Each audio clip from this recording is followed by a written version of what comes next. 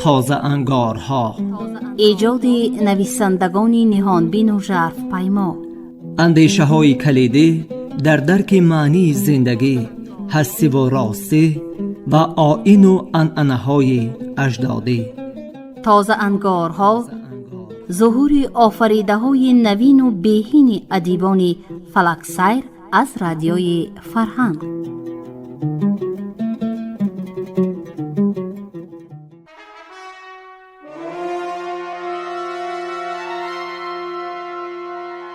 شنوندگان گرامی، حالا گفتار ما را از روی سرای سنگ رمان تاریخی اتامیر خوجه در قرائت مؤلف بشنوید. گفتار 12. نیایش پهلوان پیر.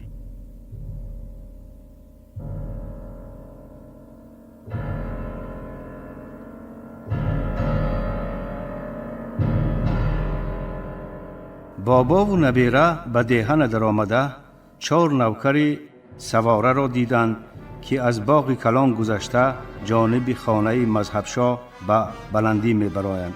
از خانه صدای گریه و زاری به فلک می پیچید. جهانگیر لجام اسب را به همان سو تاب داد و مهمیز زد. میرزا عزیز از قفای بابایش دویده پیش از وی به خانه مذهبشاه رسید. منظره‌ای که در صحن حولی مذهبشاه دید نهایت وحشتناک بود. در روی زمین 2 جسد با کفنهای خون‌آلود می خوابیدند. نوکران به اهل عائله مذهبشاه در افتاده آنها را با خود بردنی بودند. مردم چی کار کردنش را نمی دانست. قرار داد زد جهانگیر. این چی بدادی؟ تو کیستی؟ با خشم دوغ زد مردی کته کماندار که سردار نوکران بود. من وطندار همین ملک جهانگیر پسر فرامرزم. باید شما را پرسم که کیستید. ازدحام خاموش گشت. نوکران از پیدا شدن مرد قوی هیکل با ریش و موی سفید و جرأت و صلابت رستمانه حیران شده از گیرودار باز ایستادند. ما به فرمان شاه آمده ایم که زن و فرزندان این مرده ها را به سرای سنگ ببریم. هنوز گپ افسر تمام نشده جهانگیر اسبش را به سر او راند و لگد به تگ منحش زد. وی 5-6 قدم پریده به دیوار برخورد و جوال خالی بر این به زمین افتاد. نوکران دست به کمان و شمشیر بردند. نوکر کماندار جهانگیر را نشان گرفت. میرزا عزیز به یک جهش خود را به او رساند و به ضربه یک مشت به زمین پرچینش کرد. مردان معرکه به سر 2 نوکر دیگر ریختند. آنها از بالای سفیل باغ پریده جان هول گریختند. وقتی شور و ولوله خاموش شد جهانگیر از اسب فرآمده به سر شهیدان رفت. روی مرده ها را کشاده دید و باز پوشاند و 2 دست بر سر زده دیکک نشست.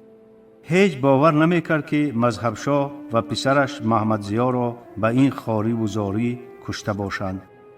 آنهایی که مونس و فریادرس خلق بخشار بودند، آنهایی که در این مملکت با خیر و سخاوت نام برآورده در تیره‌ترین روزها غله و مال خود را از شاهان شغنان دریغ نداشته بودند، با بدنهای لخت لخت و کفنهای لالگون روی خاک می‌خوابیدند. جهانگیر برخاست و به آنکه به کسی مراجعت کند پرسید چی گپ شد؟ عمک مذهبشاه پیرمرد کوزه پشت پست قد که نوبهار نام داشت پایهایش را به زور کشال کرده نزد جهانگیر آمد و گفت پهلوان، اینها آن روز تیر نخورده خود را مرده وانمود کرده بودند. وقتی به خانه آوردند دیدم که زنده و سلامتند. 2 شب در خانه بودند. زارا کسی به شاه خبر برد که شب 2 نوکر آمده به چنین خواری و زاری کشتندشان. برای چی مرا آگاه نکردید؟ از علم دندان ساوید جهانگیر. گفتند که بیماری، دیروز به عیادتت رفتم، به وشپدرود رفته بودی. این اثنا مرد آمده گفت پهلوان، نوکری را که زدی مرده است.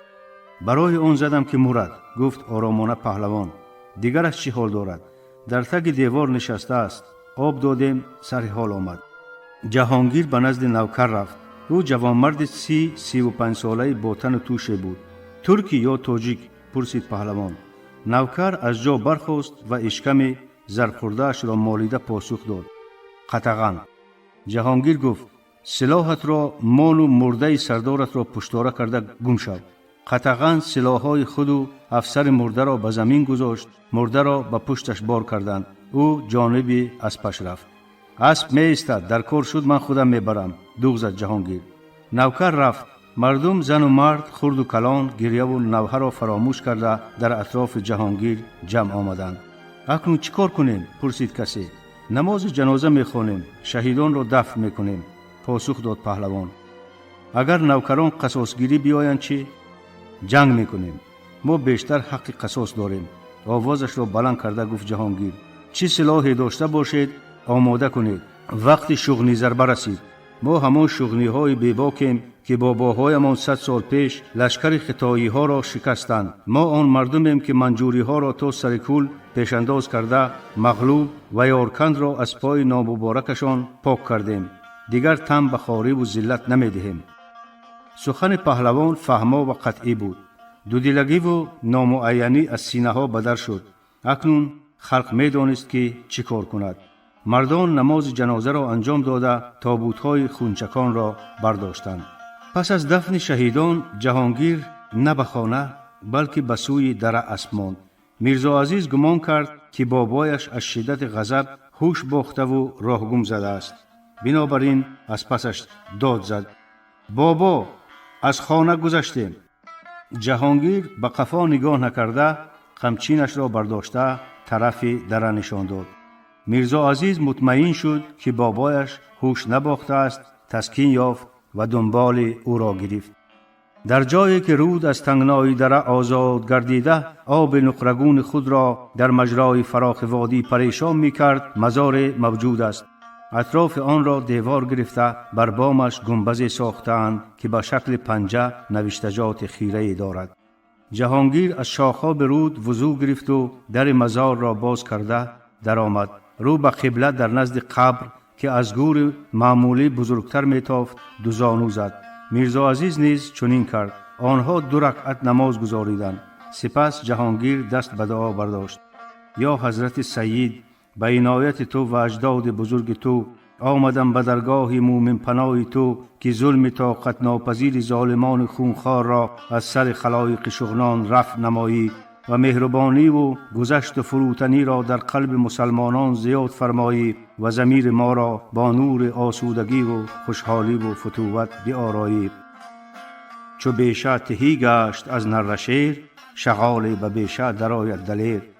یا حضرت سید، آمدم که از خداوند یکتا مزید قوت را در کتف و بازو، سینه و میان و پا و پنجه و گوشت و استخوانم طلب نمایم که در رنده خویان را در رانده توانم و سر پست خلق تباه گشته را بار دیگر به بلندی رسانم. یا علی مدد. جهانگیر دست برو کشید، برخاست و به میرزا عزیز اشاره کرد که از پس او براید. وقتی در را پوشید زلف آن را 3 بار جنبانده به چشم مالید و گفت میرزا عزیز لا فتا بخوان و 3 بار این زلف را به چشم بمال. میرزا عزیز خواهش او را به جا آورد. بابا به زلف لک انداخت و به ساحل رود فرآمد. میرزا عزیز در وجاهتش تغییرات دید و تعجب کرد. موسفید خیلی بردم و چالاک شده بود. بار 3 است که از آستان این بزرگوار مراد می طلبم. بار اول وقتی دایی شاه نسیم بلور مرا به فارس به دربار امام زمان برد. آن وقت 21 سال داشتم. درخت را به یک زور از بیخ در می آوردم. بار دوم زمانی که قباد خان پس از رحلت پدرم پهلوان فرامرز صفشکن مرا به سپه سالاری لشکر شغنان زمین برگزید. این مراتبه با تو آمدم. میرزا عزیز دریافت که بابایش کار عظیمی کرده نیست. از این مکان مقدس مراد خواسته باشد پس نیت بزرگ در دل دارد. عجبا مزار چه شرافت داشته باشد که به بابایش نیروی تازه بخشید. از این رو پرسید بابا این مزار کی باشد؟ در این مکان بزرگترین شخصیت دین ما سید شاه خاموش خواب است. گفت جهانگیر. وی برای هدایت نمودن خلق برای دینداری وطنش فارس را ترک کرده همراه 3 قلندر دیگر به شغنان ما آمد. آن زمان در شغنان کافران و مسلمانان با همدیگر جنگ می‌کردند. حکومت در دست اولاد ریوان بود. آنها به جای خدای یگانه آفتاب را می‌پرستیدند. شغنانیانی که پیر شاه ناصر خسرو مسلمانشان کرده بود نمیخواستند کافران بر آنها فرمانروا باشند. این جنگ ها گاه خاموش شده و گاه اوج گرفته بیش از 200 سال دوام کردند. در نهایت کار مسلمانان غالب آمدند. شاه ریو در جنگ کشته شد، قسم اولادش فرار کرد، بعضی را کشتند، عده‌ای را به زندان پرتافتند. برای مسلمانان شخص دانا و جهان دیده لازم بود که هم بر آنها شاهی کند هم کار دین را پیش برد. این اثنا از درگاه امام وقت 4 قلندر رسیدند. مردم شاه خاموش را در شغنان، شاه برهان ولی را در شاخدره و شاه ملنگ را در روشان حاکم انتخاب کردند. سعید شاه خاموش شغنان را به صلح و صلاح آورد، دشمنایی را برهم داد، ملک را آباد نمود. 10 سال پادشاهی کرد و موافق وصیتش او را در همین جا به خاک سپردند. موسفید گپش را تمام کرده پیخهایش را کشید و بالای سنگ نهاد. بعد پاچه هایش را برداشت و پاهایش را درون آب گذاشت و گپش را خلاصه کرد. برای همین مردم از اعتقادی که به شاه خاموش داشتند مزارش را آستان گرفتند. هرگاه کار سخت پیش آید زنجیر درش را جنبانده نیتشان را میگویند، مرادشان حتما حاصل میگردد. نقل بابا برای میرزا عزیز نبو عجایب بود. آن را خاموش در اندیشه‌اش خیلی گرداند و نهایت پرسید: حالا چی نیت کردی؟ شمشیر از غلاف میکشم و مردم را حمایه میکنم. به من اجازت میدهی؟ به آهنگ امید پرسید نبیره. البته امروز اثبات کردی که جنگیده میتوانی. مشقهایمان ضایع نرفتند.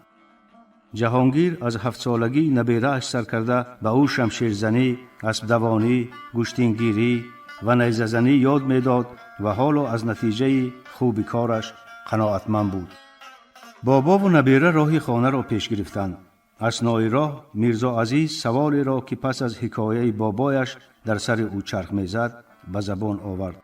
بابا، همین محبت خان هم از اولاد شاه خاموش است؟ ها، نسبش به او میرسد، جواب داد جهانگیر. پس برای چی شغنانیان را اینقدر بد میبیند؟ بابا کلان اینها شاهبنجی پسر شاه خاموش برای دولت دنیا شده خود را به شاهان قطغن فروخت و لامذهب شد. ازبکان قطغند و قندوز به او مال و پول و لشکر بسیار داده بر ضد شغنانیان سفربر کردند. شاهبنجی سوچان، غوند، شاخدره و روشان را تصرف کرد و به تخت شغنان نشست.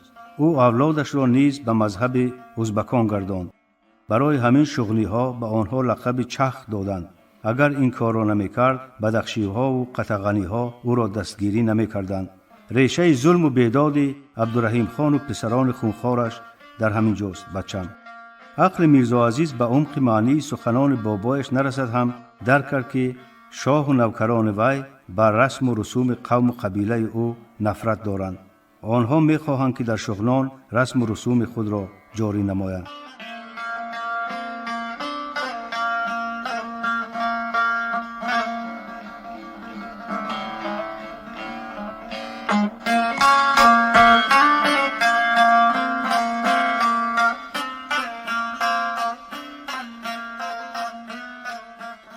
عزیزما خسرو و پسرش را با پزمانی پیشواز گرفت.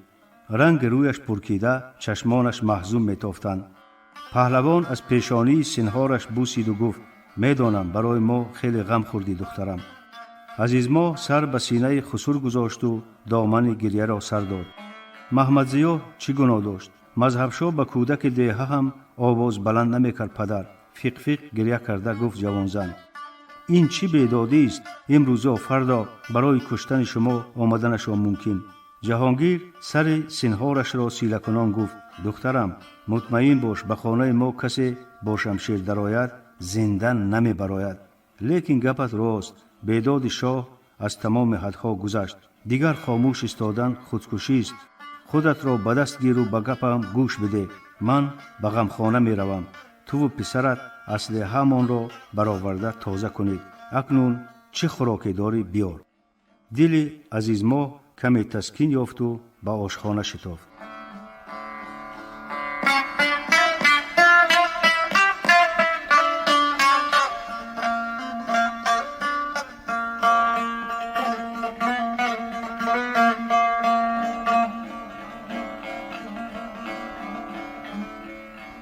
بیماری گلنار.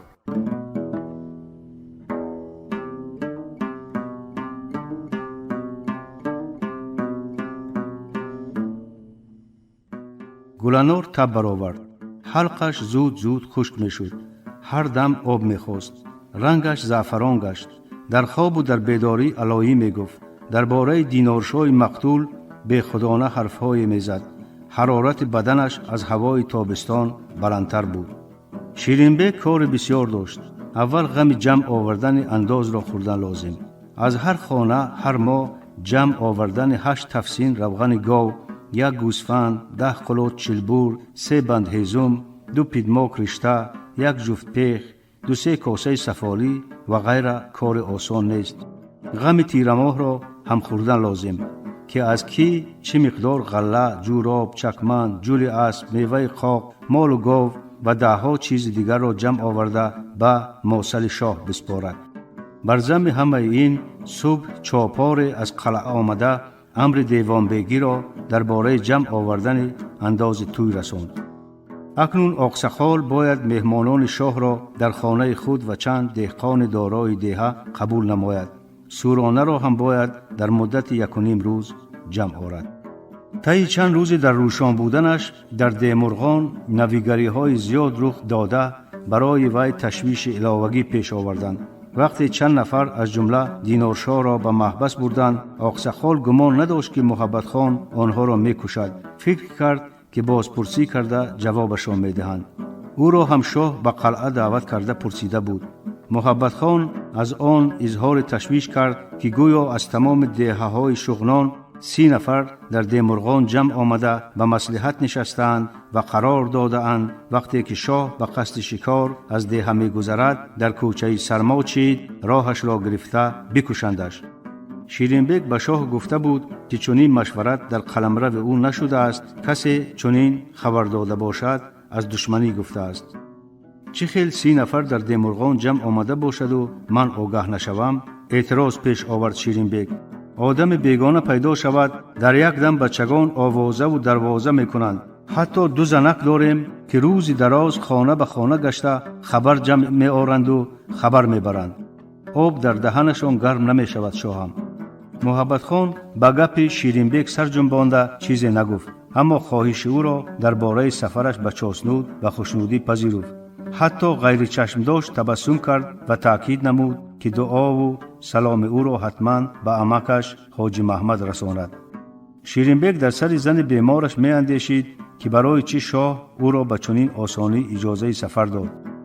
شاید برای آنکه اگر در دیهه می بود او را از نیت کشتن محبوسان برمیگرداند.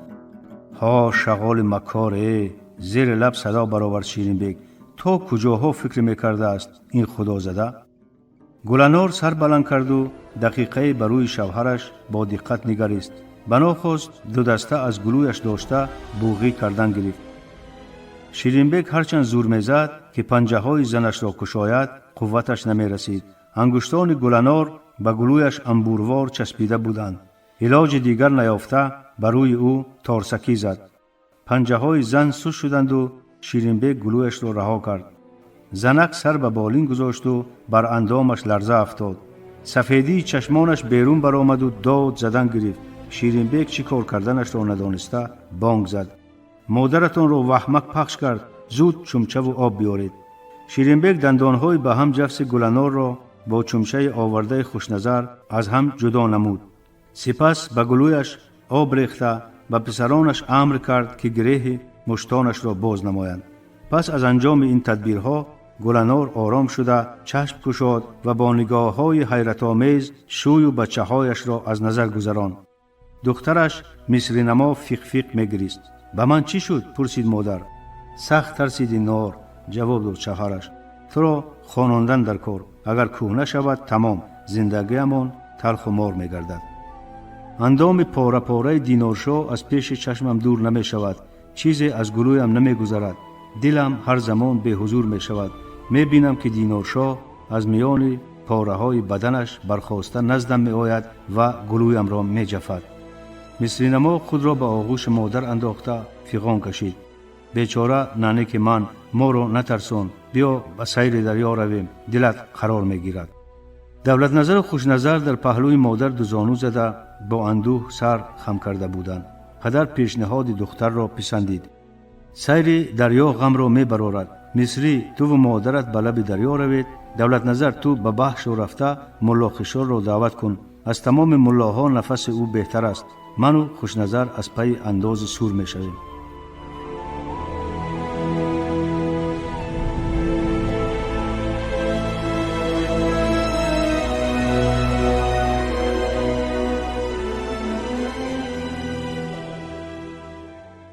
عزم نوی غضنفر.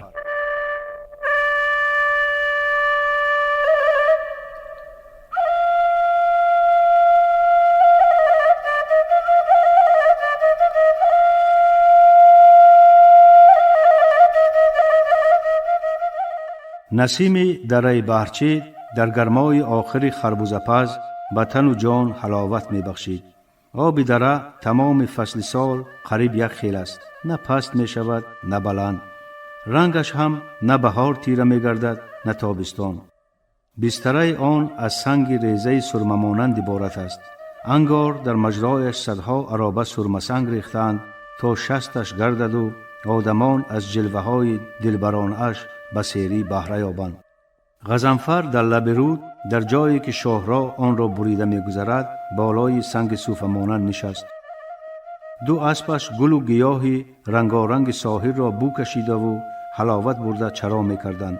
صاحبشان غرق خیال سنگهای ریزه را یک یک از زمین کنده به آب هوا می داد. از این بار هم نپختن سودایش با سید فرخشاه و شرمسار برآمدن از حضور او طبع غضنفر خیره شده بود. تمام رنج کشیده و آرزوی پروردهش را سید در آن واحد برباد داد. پدرم دل جلال الدین خان را یافته موصل غند شده بود. از هیبت و سولتش همه می ترسیدند.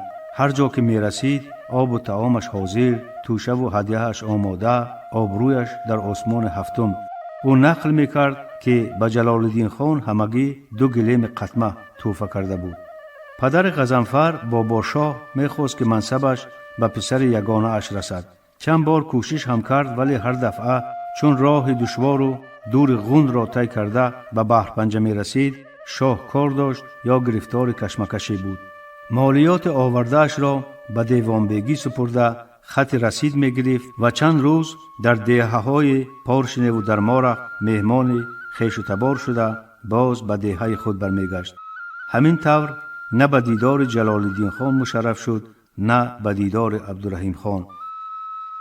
عبدالرحیم خان برای خدمت‌های صادقانه به او در دیهه ژیریو تنخواه وثیقه کرد. باباشاه بسیار می‌خواست که آقسخال غند پایان شود، لیکن از بس که به شاهان رابطه اولادی نداشت او را به این منصب سزاوار نمی‌دیدند. چون این منصب بلند را در غند بر این مکان دوردست شاهان تنها به شحنه‌ها یعنی بچگان غیر نکاحی خود می‌دادند. یک راه دیگر رسیدن به منصب بلند وجود داشت اگر شخص سیدزاده یعنی از اولاد سیدان باشد. متاسفانه باباشاه با اولاد سیدان هم نسبتی نداشت. اجدادش همگی شغنانی های تهجایی بودند. 100 سال پیشتر ختایی ها به شغنان هجوم کرده چند سال در این ملک حکم راندند.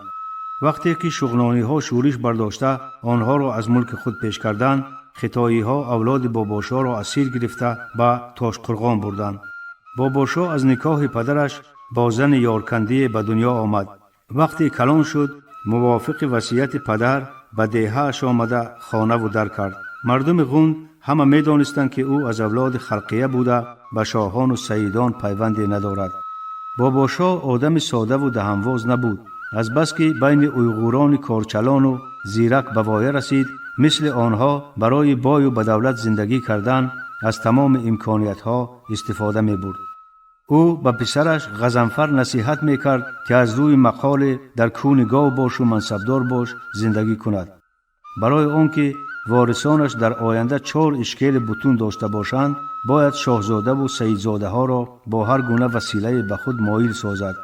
به آنها توفه و پاتقسی دهد، امر و فرمانشان را به چون و چرا اجرا نماید، به غم و شادیشان شریک باشد، به سور و منصوبهشان مال یا غله برد، در خدمتشان راست ایستد. باباشا خود سواد نداشت ولی میخواست پسرش خط و سواد یاد گیرد. چند بار به نزد ملا سعید شاه که سعید زاده بود و معلمی میکرد رفت تا پسرش را شاگرد گیرد، ولی آخان هر بار باباشا را ناامید میگرداند. خلقیه کجا و مکتب کجا؟ میگفت او. خط و سواد تنها بر سعید زاده ها فرض شده است برادر. تو دهقان باشی، دهقانیت را کرده گرد. ولی باباشا از آدمانی نبود که به آسانی به تقدیرشان تن بدهد. در مدت 2 سال هر ماه به آخان توفه های ارزشمند برد، زمینش را با برزگاوان خود جفت کرد، هیزمش را آماده نمود، خانه سور پسرش را گذراند و اخیراً برزگاو 6 سالش را به عاقل او درآورد و گفت: تصدق جد بزرگوارت سعید، من یک عمر چاکر و اولادم نوکرت، همین غضنفرک مرا علم آموز. سعید شاه گفت: باباشا، من خواهشت را رد نمی کنم، لیکن برای آن که گپ کلان نشود آوازه پهن کن که اولادت به سعید شاه ملنگ می رسد.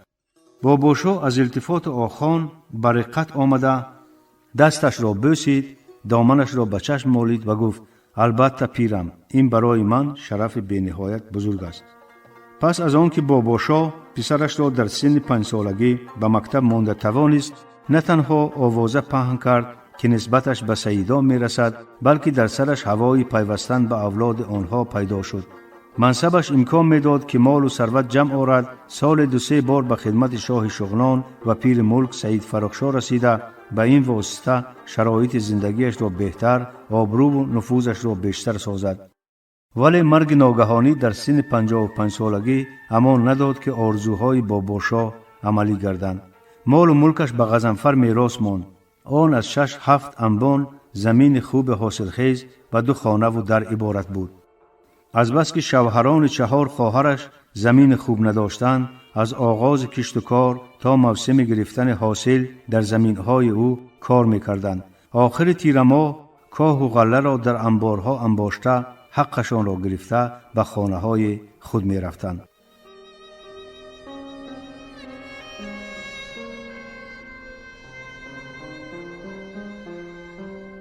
شنوندگان گرامی، شما گفتار را از روی سرای سنگ رمان تاریخی عطا میرخواجه در قرائت مؤلف شنیدید. انجام گفتار 12. برنامه را برایتان کارگردان زبیده محمد آماده و پخش کردند. شاد باشید.